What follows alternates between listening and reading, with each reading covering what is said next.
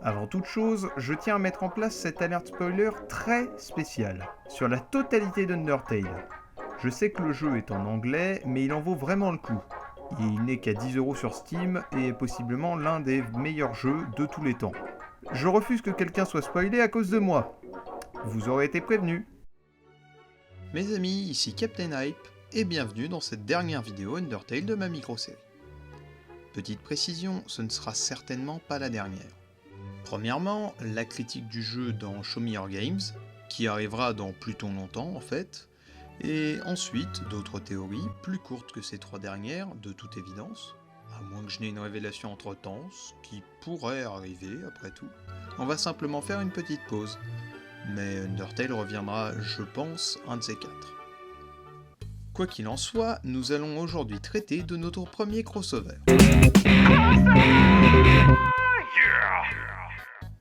Blague de théoricien du jeu vidéo à part, j'ai une dernière chose à préciser avant de commencer. Alors ne partez pas tout de suite. Oui, l'idée de cette théorie me vient de la vidéo de MatPat. Mais je ne suis pas d'accord avec sa théorie. Je trouve ses arguments très bons, mais sa conclusion n'est pas bonne et fortement incomplète. Pour ceux qui n'ont rien compris, la grosse majorité des gens quoi, je vais ici montrer qu'Undertale et le RPG culte Earthbound sont reliés. Vous savez, Earthbound est l'un des jeux qui a inspiré Undertale à Toby Fox, et c'est aussi le jeu qu'il a hacké pour faire son premier projet publié, l'Halloween Hack, qui n'a aucun rapport avec cette théorie au passage. La vidéo dont je parlais plus tôt est un épisode de Game Theory, dont je vais bientôt arrêter de parler aussi. On en est à la 3e fois dans cette vidéo quand même, les gens vont croire que je suis payé. Je vous encourage à aller la voir, non pas parce que j'approuve ce qui y est dit, mais parce qu'il montre tout ce qu'il ne faut pas faire. Non-respect de la méthode scientifique, manque de preuves, non-fiabilité des preuves et conclusion hâtive. Tout y est. Enfin bon, ce n'est pas vraiment la question dans cette vidéo, donc passons à la suite. Vous connaissez déjà Undertale, du coup pas de topo de ce point de vue-là, cependant, vous ne connaissez peut-être pas Earthbound, ou, devrais-je dire, la série Mother Earthbound. Cette vidéo Undertale va donc commencer comme une vidéo de cette série.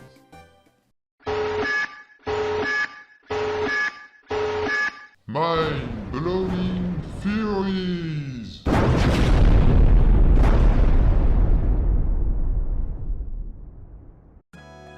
Bien, le mot Earthbound doit vous dire quelque chose si vous avez déjà joué à un jeu Super Smash Bros. En effet, c'est la série de deux combattants. Mais si, vous savez, le Morveux Psychique 1 et le Morveux Psychique 2. Bon, alors, la série Mother Earthbound est composée de 3 RPG ayant une fâcheuse habitude à ne pas sortir du Japon. Le premier jeu de la série est Mother, sorti en 1989, appelé Earthbound Zero en Occident, jusqu'à sortir sur l'eShop de la Wii U l'année dernière sous le nom d'Earthbound Beginnings. Ah oui, habituez-vous au nom en masse avec cette franchise. Donc c'est l'histoire d'un jeune garçon au pouvoir psychique nommé Ninten qui repousse avec ses amis l'invasion de l'alien Gygas. Enfin, dans ce jeu il s'appelait Enfin, vous voyez. Tout cela dans des États-Unis totalement caricaturaux. C'est chelou, c'est dur et c'est excellent. Le deuxième jeu, Mother 2 ou Earthbound, le seul à être directement sorti du Japon, en 1994, est l'histoire de Ness, un deuxième gamin au pouvoir psychique qui, entre 1 et 20 ans après le jeu précédent, repousse à nouveau l'alien Gygas, plus puissant que jamais, dans une Amérique toujours plus caricaturale. C'est encore plus chelou, mieux designé et encore plus excellent. Le dernier jeu, Mother 3, est le seul à ne pas être sorti du Japon à ce jour. Pour cette année et les 10 ans de la sortie, espérons-le. C'est l'histoire de Lucas et de son frère jumeau Klaus, deux nouveaux garçons au pouvoir psychique, ainsi que de leur famille, de leur village et, en fait, de toute l'humanité. Un temps indéterminé après le jeu précédent. C'est au maximum du chelou, bien designé et tellement excellent que ça en fait un grand classique du jeu vidéo avant même d'être sorti dans le monde entier.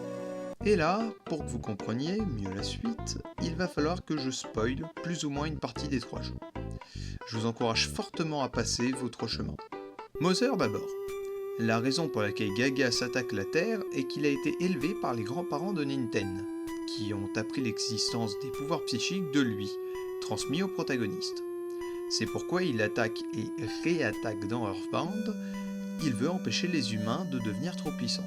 Il est aidé par le voisin de Ness, Porky, ou Poki, à cause d'une erreur de traduction, et ce jusqu'à la fin, où tous voyagent dans le temps pour aider ou affronter Gygas. Dans Mother 3, dès le premier chapitre du jeu, la mère de Klaus et de Lucas meurt, à cause de Porky et de ses actions, puisque celui-ci a voyagé dans le temps jusqu'à cette époque. Oui, c'est très complexe. Klaus va ensuite disparaître et être sauvé par Porky pour être robotisé et rallié à sa cause.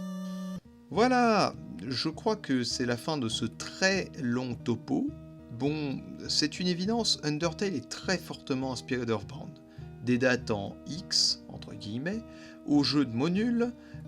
Mais alors, qu'est-ce qui me fait dire qu'ils font partie d'un même univers ? De nombreuses choses, de très nombreuses choses. Et non, pas le fait que Sen soit Ness, ça n'aurait aucun sens. Mais je vais malgré tout m'accorder avec MatPat sur pas mal d'arguments. Sachez tout d'abord, est-ce que j'ai le droit de dire tout d'abord après plus de 5 minutes de vidéo ? On va dire que oui, sinon on va perdre plus de temps.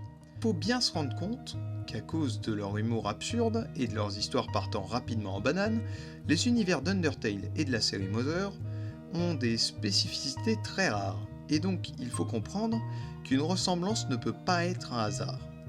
En effet, on retrouve quelques similarités d'univers entre Earthbound et Undertale. Premièrement, et ça n'a pas l'air de grand chose, mais le fait qu'il y ait des monstres dans Undertale est soutenu par le fait que les animaux dits normaux puissent parler. Et justement, ils parlent entre parenthèses. Et les animaux dans Earthbound font exactement la même chose. Ensuite, on ne peut pas nier la forte ressemblance entre la détermination, sur laquelle Alphys a fait des expériences, et le courage, que l'Apple Kid veut étudier. D'autre part, on peut remarquer dans ce qui ressemble à première vue à une blague, une grande similarité vestimentaire dans les deux jeux. Beaucoup d'enfants portent des t-shirts rayés. Autre chose, certains personnages d'Undertale ont des polices d'écriture très spéciales, Sensei Papyrus, et éventuellement Gaster si vous voulez. C'est un trait que l'on retrouve dans Earthbound chez les Mr. Saturn. De plus, la combinaison de combat de Papyrus qu'il a, comme Sans nous le révèle fabriqué quelques semaines plus tôt, ne provient pas de n'importe quel détritus trouvé dans la décharge. Comme le montre cet insigne, elle est composée de parties de Starmen d'Earthbound. Ce sont les hommes de main, ou robots de main, peut-être même aliens de main, on sait pas trop ce que c'est en fait. Mais en tout cas, ce sont les sbires de Gygas. Pour finir, on ne peut pas nier la ressemblance frappante entre la surface et le monde d'Earthbound. Bon, malgré des évidences assez fortes, ce n'est pas assez, et il va falloir sortir de gros arguments pour pouvoir définitivement prouver la connexion entre ces deux univers. Et c'est là que MatPat a fait sa plus grosse erreur. Il s'est bloqué sur son jeu préféré, Earthbound, parlant de l'Halloween Hack. Mais rappelons l'autre nom de ce jeu. Mother 2. Ainsi, il n'a mentionné Mother qu'une fois, et n'a même pas parlé une seule fois de Mother 3. Et si seulement. Parce que la solution est dans le troisième opus de la franchise.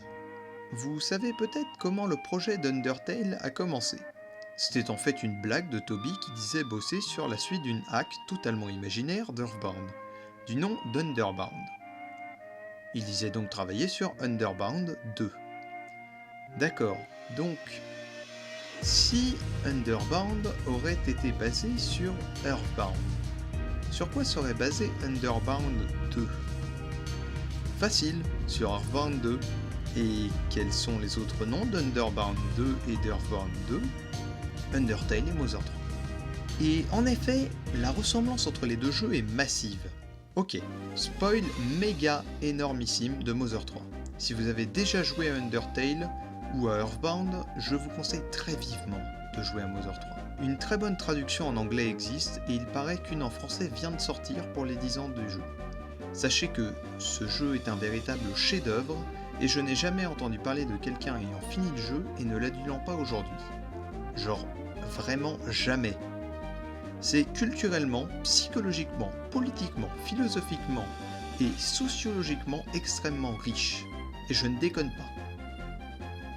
Bon, vous êtes toujours là ? J'espère que vous y avez joué. Sinon, vous venez de rater une des plus grandes opportunités de votre vie. Alors, dans le twist le plus inattendu et idiot du monde, il est révélé que Mother 3 se passe un temps indéterminé après Earthbound. Parce qu'entre deux se déroule... La fin du monde. Non mais vraiment quoi, vraiment la fin du monde. Il se trouve que, suite à cette fin du monde, les survivants se sont enfuis dans les Nowhere Island, une archipel totalement perdue, comme son nom l'indique. Lieu où se déroule le jeu. Ils ont ensuite décidé d'effacer leur mémoire et de mettre en place une anarchie utopique de cow-boys. Ça a l'air hyper strange comme ça et c'est pareil dans le jeu. Putain, ce jeu est génialement nawak. Bon, ceux d'entre vous qui ont gardé leur sang-froid se demandent peut-être pourquoi ils sont partis sur ces îles en particulier. Et c'est là que se trouve le détail intéressant.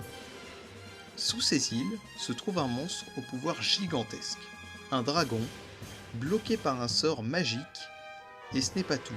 Ce sort aurait, selon une légende, été mis en place par de grands magiciens ayant bloqué les souterrains avec, tenez-vous bien, 7 aiguilles magiques plantées dans le sol. La ressemblance semble évidente et les légendes de Mother 3 et d'Undertale sur l'enfermement de monstres sous terre sont assez ressemblantes pour être une seule et même légende ayant dérivé. Il est donc fort probable que ces hommes, à l'origine de la barrière, ne soient autres que le royaume abandonné d'Osoé, totalement coupé du reste du monde, et les ancêtres du peuple magique des Magiciens. Reste une chose qui coince avant les autres arguments. Où est le dragon de Mother 3 dans l'Underground d'Undertale ? Eh bien, les connaisseurs se souviennent-ils de l'histoire riche des Témis ? Oui, je sais que c'est censé être une blague. Ou peut-être pas en fait. Regardez bien ce tableau. Le voilà, notre dragon. En plus, il semble correspondre au seul visuel qu'on en a dans Mother 3. Et ce n'est pas tout ce qui relie ces deux jeux. Bon, comme je pourrais le dire avec tous les RPG, les points d'expérience ont le même rôle dans Mother 3 que les Execution Points, ou EXP, dans Undertale. De même pour les niveaux et le Level of Violence, ou Love, ou LV, avec une petite particularité. Dans Undertale, plus votre Love augmente, plus vos attaques sont puissantes, car votre détermination en est plus grande. Cela se retrouve dans Mother 3, à travers l'attaque principale de Lucas et de son frère Klaus, le PK Love. Il y a également une certaine ressemblance entre les Golden Flowers d'Undertale et les tournesols de Mother 3. En effet, ces fleurs pourraient bien être les mêmes. Les Golden Flowers d'Undertale sont connus pour bien contenir de la détermination. Or, les fleurs de Mother 3 sont représentatives de la mère de Klaus et de Lucas, et leur permettent de revoir leur mère et de s'en souvenir.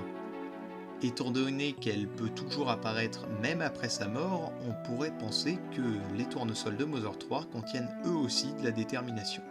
Mais certaines choses ne correspondent pas. Nous allons y revenir petit à petit. Il y a dans Undertale un point de coïncidence avec Mother 3. Il se trouve qu'un des humains tombés dans l'Underground portait un revolver et des vêtements de cow-boy. Ce qui est assez atypique, sachant que cet événement s'est déroulé après l'an 2010. Bien après les histoires de Far West, donc. Sur ces faits, beaucoup pensent que ce n'est qu'un enfant en costume. Sauf que cet enfant aurait eu un vrai revolver, et qu'il a certainement tiré dans le Lundine.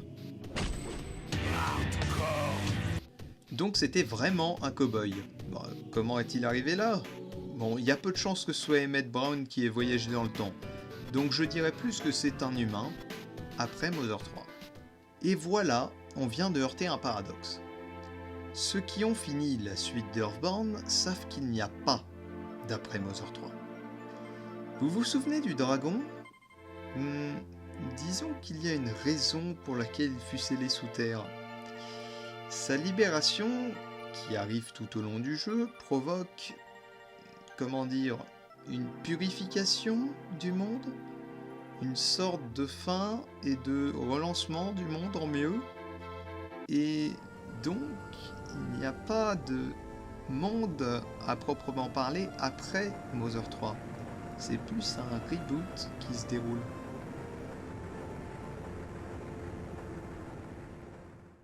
Et ce n'est pas le seul problème qu'on rencontre pour l'instant.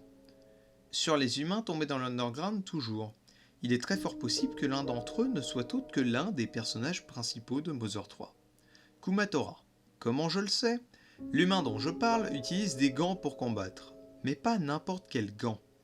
Des gants à cœur, caractéristique de Kumatora. Cependant, elle n'est pas tombée et morte dans l'underground avant Mother 3. Sinon elle serait pas dans le jeu. Je vais pas vous faire un dessin quand même. Ni après, puisqu'on a dit qu'il n'y avait pas d'après. Donc on a encore un problème. Dernier souci, on voit peu de choses de la surface dans Undertale, mais l'on voit tout de même quelques repères. Le mont Ibot, une petite montagne au dessin volcanique, comme le font penser les Outlands, qui correspondrait à cette montagne. Ce pic, dont on ne sait pas grand chose, à part qu'il est assez haut. Il serait en fait cette montagne. La mer, normale près du Nil. Ah, et non, ceci n'est pas un désert. C'est simplement la lumière très forte du soleil qui se reflète sur le sol. Et pour finir, notre gros problème, une grande ville, que je n'arrive à relier à rien, car elle se trouverait géographiquement sous l'eau dans Mother 3. Et ça n'a aucun sens. À part si Undertale se passe après Mother 3. Sauf qu'encore une fois, il n'y a pas d'après Mother 3. Bon, vous me connaissez, j'ai la solution à ces problèmes. Enfin, Mother 3 là. Ce dernier problème d'abord.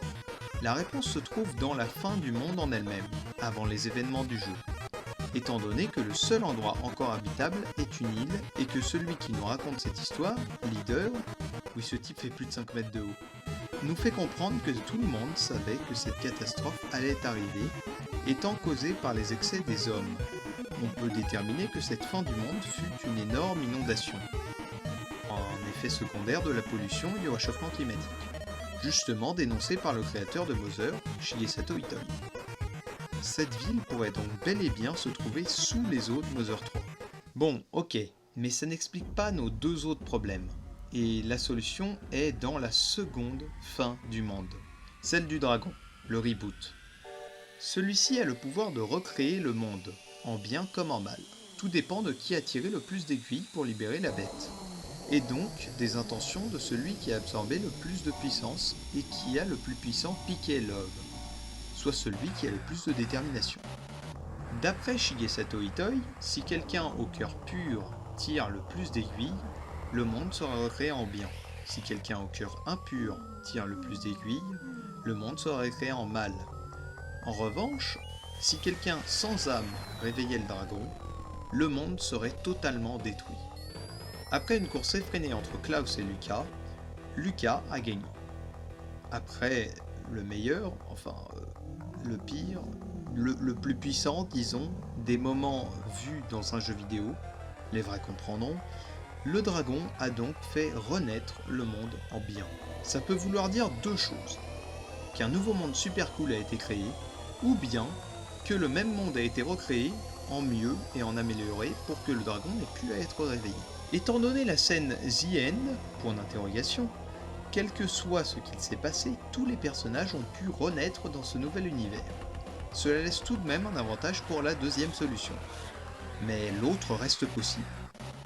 Donc le nouvel univers serait, d'après moi, le même, mais avec un changement majeur qui permettrait que le dragon n'ait jamais à être réveillé. Ou du moins pas à ce moment-là de l'histoire.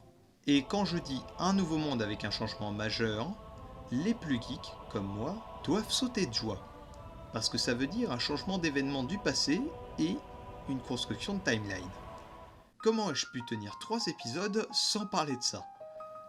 Bon, la première étape est de savoir où se trouve notre branchage, c'est-à-dire notre coupure de timeline, le moment où les deux histoires vont se séparer. Ceci est la timeline classique et simplifiée de la franchise Mother Earthbound. simplifié parce qu'on a retiré le branchage au niveau d'Earthbound avec le monde où Gaigas a vaincu l'humanité. Bien, si on voulait empêcher l'invocation du dragon, que faudrait-il faire? Facile, empêcher l'attaque de Porky. Oui mais comment? En trouvant un moyen pour qu'il ne rencontre pas Gaigas. Comment? En empêchant les attaques de Gaigas sur les humains, et donc en forçant son élevage sur sa planète natale, et non sur la Terre. Vous comprenez ce que j'essaie de faire? De cette manière, la fin du monde n'est pas empêchée, les personnages principaux des jeux naissent tous, mais aucun des jeux Mother n'a vraiment lieu, ce qui ouvre la voie à des événements alternatifs, notamment éventuellement Undertale. Mais je vais un peu vite en besogne. Dans les années 1900, où Gaigas devrait être élevé par des humains, rien ne se produit. Il est élevé sur sa planète natale. Peut-être est-ce là qu'a été créé l'Annoying Dog d'Undertale même. Et peut-être que Gaigas a vécu avec ce chien, c'est pour ça qu'il possède autant de pouvoir.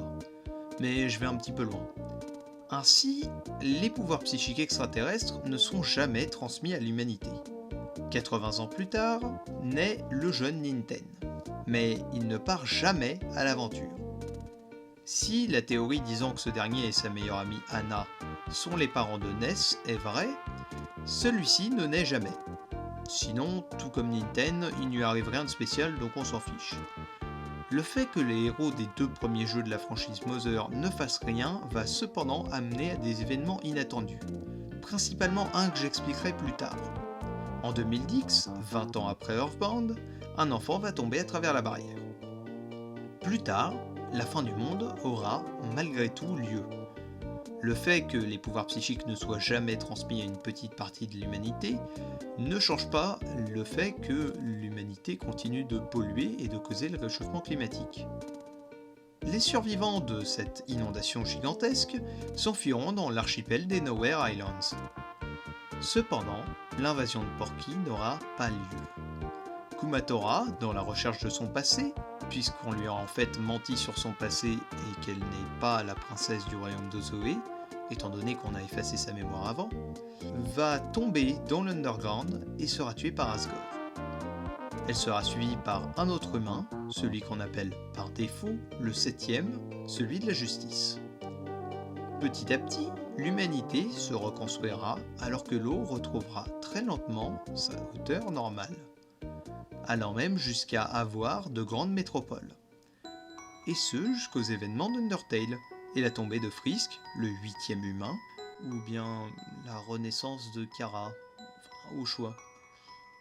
Sachez que ce scénario marche parfaitement avec tous les détails du jeu, mais qu'il nous explique aussi pourquoi les humains semblent ne pas être tombés dans l'Underground pendant très longtemps. Et ainsi tous être arrivés les uns après les autres après Kara. Ils ne s'étaient tout simplement pas installés dans la région initialement.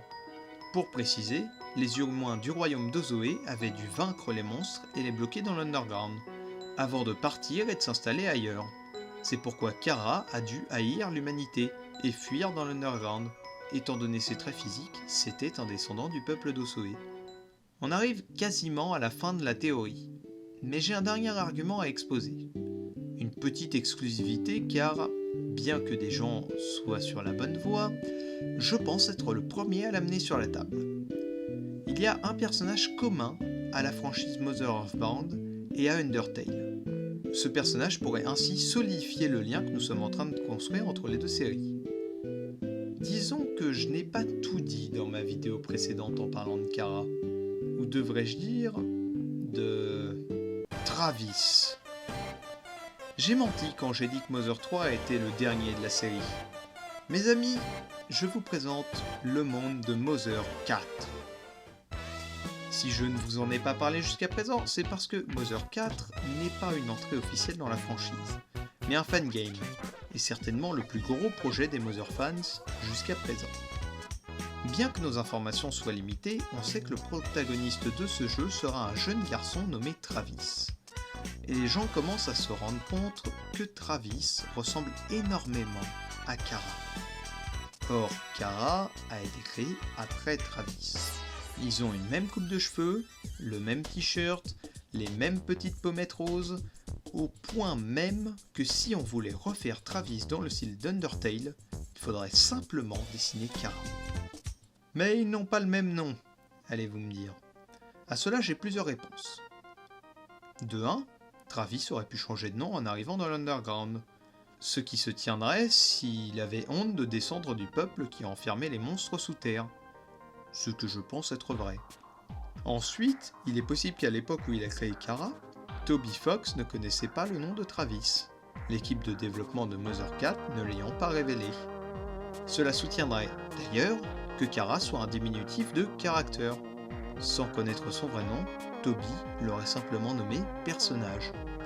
J'irais même jusqu'à penser que si la longueur du nom que l'on donne à Kara au début d'Undertale est limitée à 6 lettres et non pas 5, comme le nom de Kara, c'est parce que Travis est un nom à 6 lettres.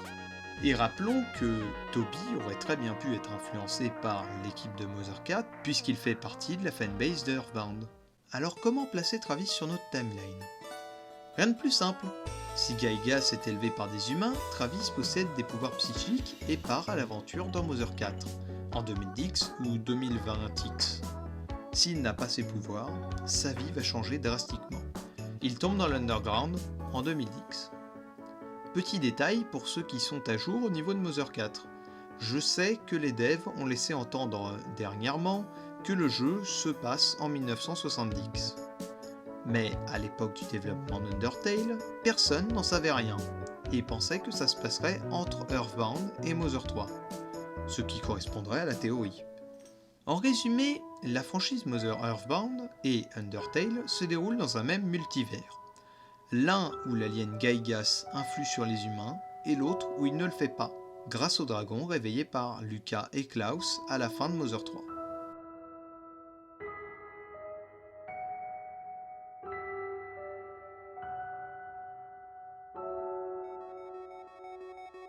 Merci beaucoup d'avoir regardé cette vidéo, n'hésitez pas à liker, partager pour faire un Ouais. à la chaîne.